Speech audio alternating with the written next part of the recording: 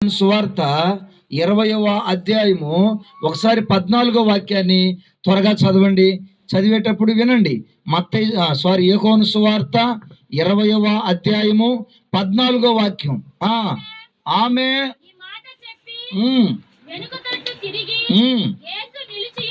అమ్మాయినాలా యేసు నిలిచి ఉండుట చూచెను గాని ఆయన యేసు అని గుర్తు తెలీదు. యేసు అమ్మా ఎందుకు ఏడ్చుచున్నావు, ఎవరిని ఎత్తుకుచున్నావని అని ఆమెను అడిగాడంట. ఆ రోజు ఆమెను అడిగాడు. ఈరోజు ఇక్కడ కూర్చొనున్న ప్రతి ఒక్కరిని అడుగుతున్నాడు. ఏం అడుగుతున్నాడా?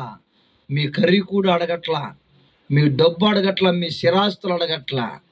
ఎందుకు ఏడుస్తున్నావు? రాము, అర్థమవుతుందా? నేను చెప్పవలసిన మాట ఏంటంటే, ఆయన సిలువలో నుండి, ఆయన సమాధిలో నుండి ఆయన సమాధిలో నుండి ఎందుకు లేచాడంటే, ఏడుస్తున్న వారిని ఓదార్చడానికి లేచాడు.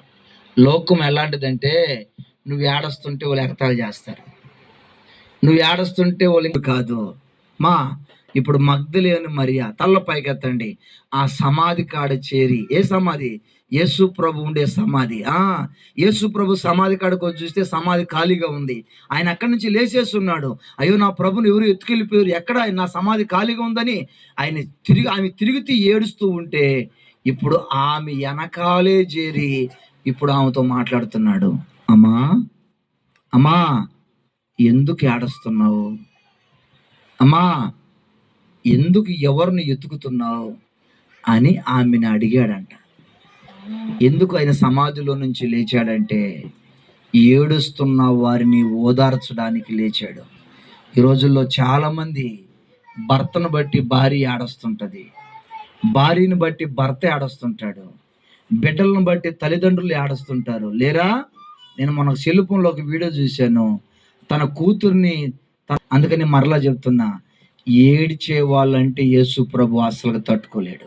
స్తోత్రం.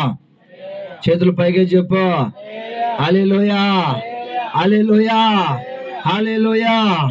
మీ కన్నీరుని దేవుడు నాట్యముగా మార్చును గాక, మీ కన్నీటికి సంతోషము కారణమగును గాక, అది జరుగును గాక. హల్లెలూయా, హల్లెలూయా.